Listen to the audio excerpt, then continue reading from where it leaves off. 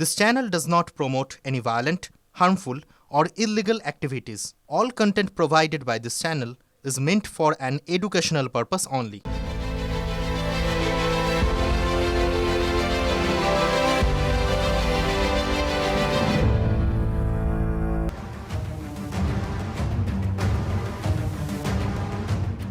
আর যারা রাজ্যের police officer তাদের আমরা বলবো এত ভীতু হলে চলবে না।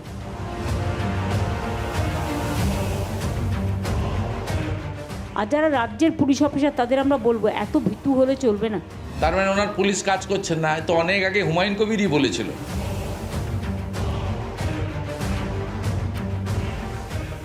মারপিট করতে বলছি না, খুন খারাপি করতে বলছি না, অন্তত প্রোঅ্যাক্টিভ হন।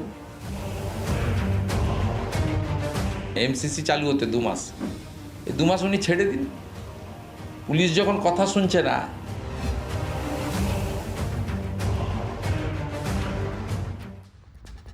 এত ভীতু হলে চলবে না, প্রোঅ্যাক্টিভ হন। আচ্ছা, পুলিশ কি কথা শুনছে না? পুলিশ মন্ত্রীর কথাই শুনছে না পুলিশ? সেই কারণেই কি প্রশাসনিক সভায় এ কথা বলতে হচ্ছে মুখ্যমন্ত্রী তথা পুলিশ মন্ত্রীকে? সেই তিনি আজকে নিজের দপ্তরকে সতর্ক করলেন। কেন করলেন? তার অভিযোগ হচ্ছে কাগজ থাকা সত্ত্বেও জোর করে পুশব্যাক। পুলিশ কি করছে? প্রশ্ন বাংলার মুখ্যমন্ত্রী মমতা বন্দ্যোপাধ্যায়। এত ভীতু হলে চলবে না, প্রোঅ্যাক্টিভ হন। এই যে আমরা যে গর্ভবতী মাকে নিয়ে এলাম, তার পরিবারের 4 জন এখনো ওখানে আছে। তারা ইন্ডিয়ার সিটিজেন, কাগজপত্র আছে, তা সত্ত্বেও বিএসএফ ফোর্সফুলি তাদের পুশব্যাক করে দিচ্ছে। আর যারা রাজ্যের পুলিশ অফিসার তাদের আমরা বলবো এত ভীতু হলে চলবে না। মারপিট করতে বলছি না, খুন খারাপি করতে বলছি না, অন্তত প্রোঅ্যাক্টিভ হন। প্রশাসনিক সভায় সোনালী বিবির প্রসঙ্গ তুললেন মুখ্যমন্ত্রী। মাস 5 আগে বাংলাদেশে পুশব্যাক করা হয়েছিল সোনালী বিবিকে। তবে বাংলা নয়, ব্যাপারটা হচ্ছে, আসল ফ্যাক্ট হচ্ছে অসম সীমান্ত দিয়ে তাদের পুশব্যাক করা হয়েছিল। দেখুন, বর্ডার পাহারা দেওয়াটা বিএসএফ এর কাজ। সেখানে পুলিশের এখতিয়ার কোথায়? সেখানে রোলটা কোথায় পুলিশের? তবু নিজের দফতরের পুলিশের কাছেই জবাবদিহি চেয়েছেন পুলিশ মন্ত্রী তথা মুখ্যমন্ত্রী। জানতে চেয়েছেন পুলিশ কি করছে। আমি ভেবে পাই না বাংলায় কথা বলেই সে নাকি বাংলাদেশি। আরে বাংলাদেশ তো একটা আলাদা রাষ্ট্র। সবাইকে একটা বাংলাদেশির তকমা লাগিয়ে দিয়ে আর কাউকে কাউকে পুশ করা হচ্ছে। লোকাল পুলিশরা কি করছেন? আপনাদের হাতের নাগাল থেকে কি করে বেরিয়ে যাচ্ছে? আপনাদের হাতের নাগাল থেকে কি করে বেরিয়ে যাচ্ছে? তাহলে গাফিলতিটা পুলিশের, বলছেন স্বয়ং পুলিশ মন্ত্রী। তিনি আবার মুখ্যমন্ত্রী। দেখুন, বিরোধীরা প্রত্যেক দিন বলেন, অভিযোগ করেন বিরোধী নেতাদের কাঠগড়ায় পুলিশ। আবার এই অনুপ্রবেশ ইস্যুতে মুখ্যমন্ত্রীর কাঠগড়ায় সেই পুলিশই। বললেন এত ভীতু হলে চলবে না, প্রোঅ্যাক্টিভ হন। এই যে আমরা যে গর্ভবতী মাকে নিয়ে এলাম, তার পরিবারের 4 জন এখনো ওখানে আছে। তারা ইন্ডিয়ার সিটিজেন, কাগজপত্র আছে, তা সত্ত্বেও বিএসএফ ফোর্সফুলি তাদের পুশব্যাক করে দিচ্ছে। আর যারা রাজ্যের পুলিশ অফিসার তাদের আমরা বলবো এত ভীতু হলে চলবে না। তার মানে ওনার পুলিশ কাজ করছেন না, তো অনেক আগে হুমায়ুন কবিরই বলেছিল যে মুখ্যমন্ত্রীর পুলিশ দপ্তর ছেড়ে দেওয়া উচিত এবং অভিষেক ব্যানার্জিকে দিয়ে দেওয়া উচিত। ডেপুটি হিসাবে অভিষেক বন্দ্যোপাধ্যায়ের অভিষেক হওয়ার দাবি আমি রেখেছি। সেই সঙ্গে পুলিশ মন্ত্রীও অভিষেক বন্দ্যোপাধ্যায়কে চেয়েছি। হুমায়ুন কবিরই বলেছিল। তো এখনো 1-1.5 মাস আছে মনে হয় এমসিসি চালু হতে 2 মাস, এই 2 মাস উনি ছেড়ে দিন। পুলিশ যখন কথা শুনছে না। মারপিট করতে বলছি না, খুন খারাপি করতে বলছি না, অন্তত প্রোঅ্যাক্টিভ হন। নাকা চেকিংটা ঠিক মতো করুন। প্রচুর লেনদেন উধার হচ্ছে বর্ডার দিয়ে। উনি সব সময় অন্যের ঘাড়ে দোষ চাপান। উনি ভোটের সময় বলেন 294টাতে আমি প্রার্থী, আবার যখন পার্থ চুরি করে জেলে যায় বলে পার্থ এসব করেছে, আমি জানতাম না। এবং যারা বেশি সমালোচনা করে তারাই এটা খেয়ে যায়, আর দোষ হয় অন্য লোকের। সব মাছই মাছ খায়, সব পাখি মৎস্য খায়, দোষ হয় মাছরাঙার।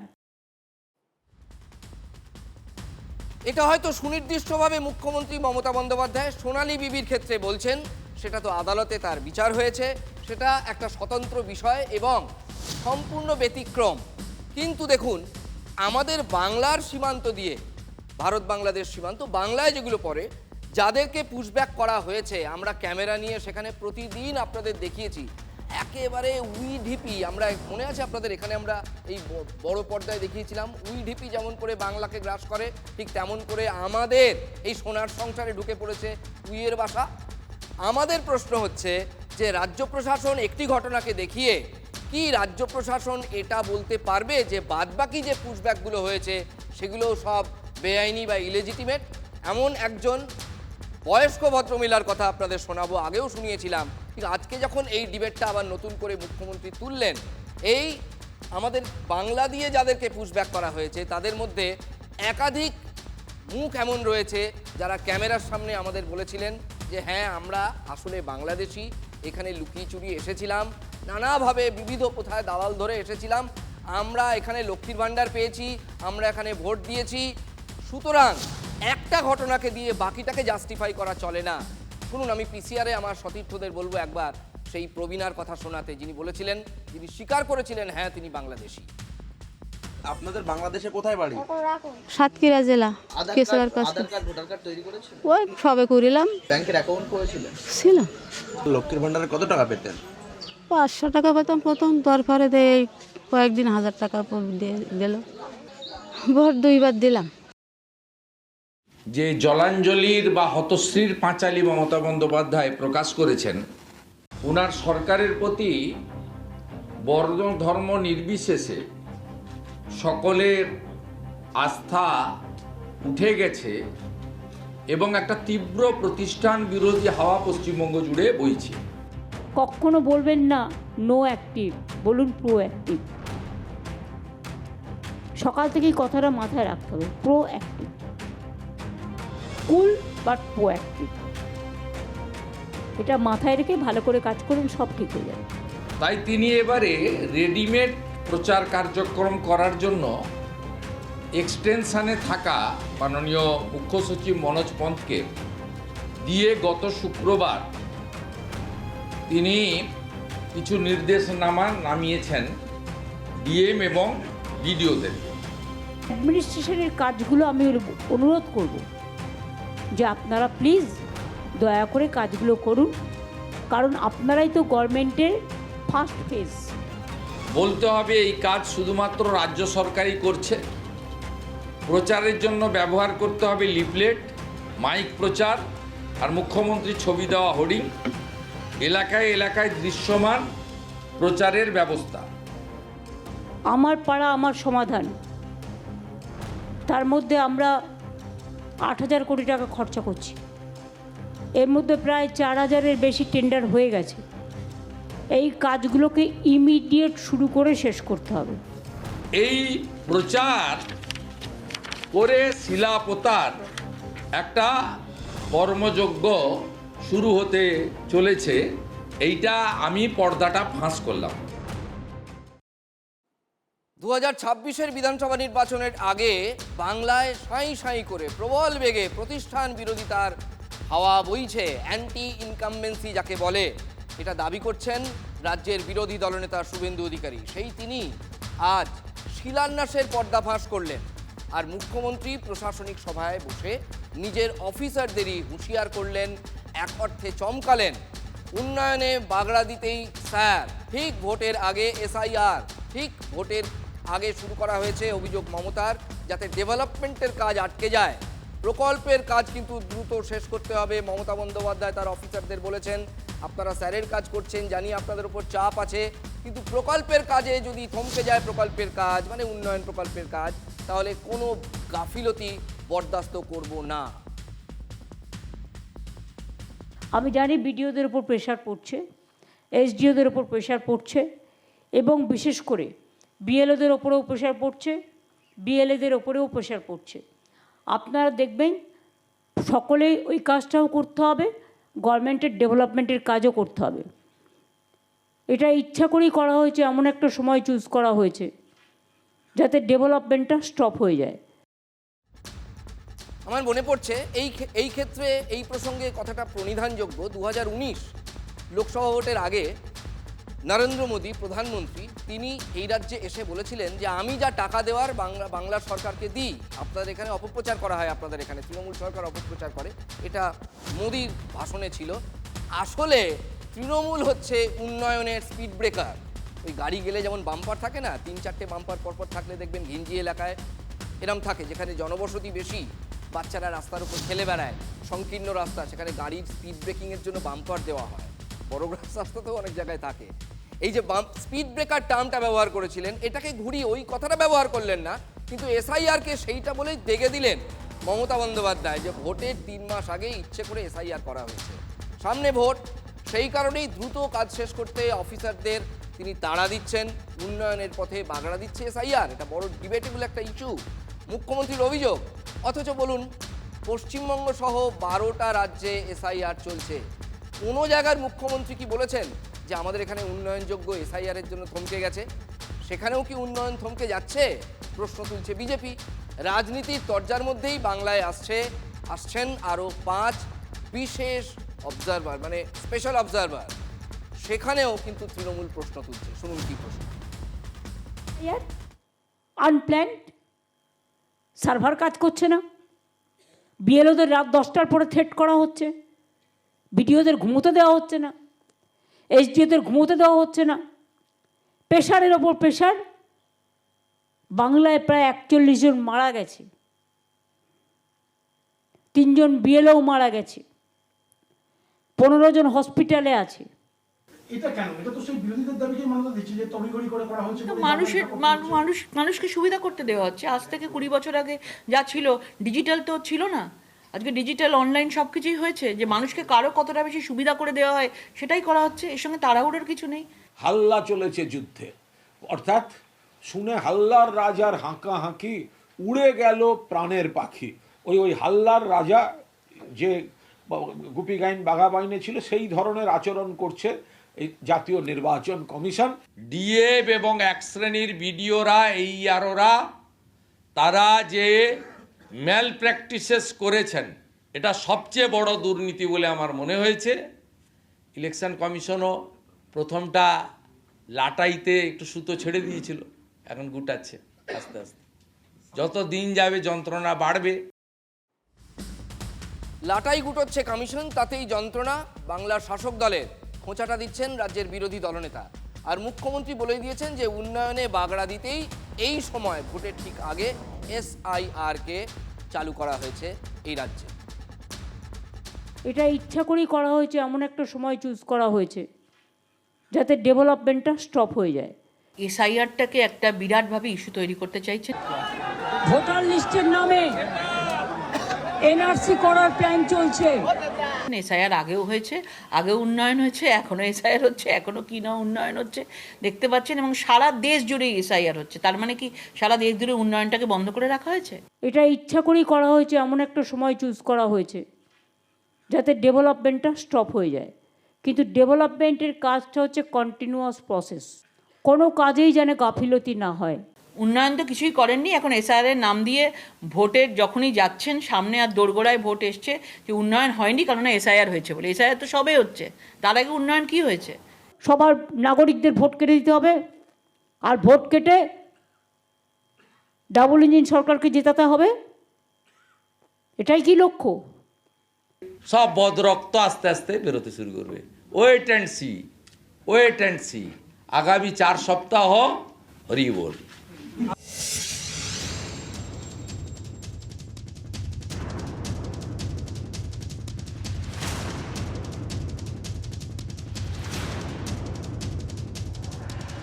শেখর দেবনাথ একটা লো ল্যান্ড কিনেছিল, সেটা ভরাট করার দায়িত্ব যে বাবাই নিয়েছিল, এটা তো সবাই জানে।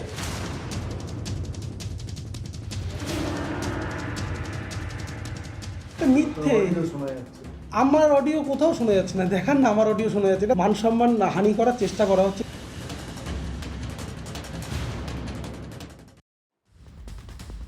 দিদি ঘরে ঘরে লক্ষ্মীর ভাণ্ডার পৌঁছে দিচ্ছেন, হ্যাঁ ভাইয়েরা লক্ষ্মীর কৃপা পাবেন না, এ কি সম্ভব?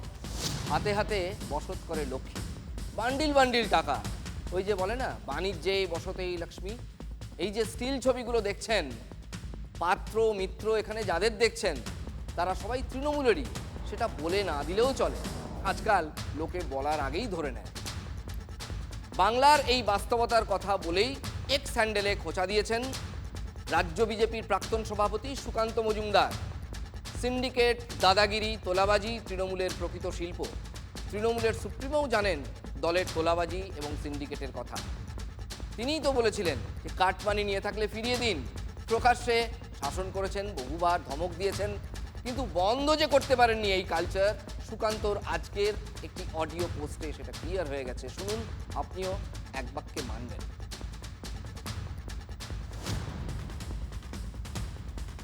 বলো ইন্দ্রবাবু। হ্যাঁ বাবুদা, এই সব কারখানা 2000 টাকা করে এই যা খবর পেলাম, হ্যাঁ, তো আমার কারখানা এক গাড়ি মাল দিলে 2 মাস চলে। এমন একটা ব্যাপার, ওই টাকা পয়সা কার কি কম বেশি ওটা দেখিনি, মোটামুটি কারখানা বেসিস এটা সিদ্ধান্ত করেছে আমাদের বাবাই সাহেব। এখন সব কারখানাকে এটা দিতে হবে। ভালো কথা। এখন যখন একটা আমার নেতা ঠিক করে, সেখানে আমি তার উপরে কথা বলার তো আছে না।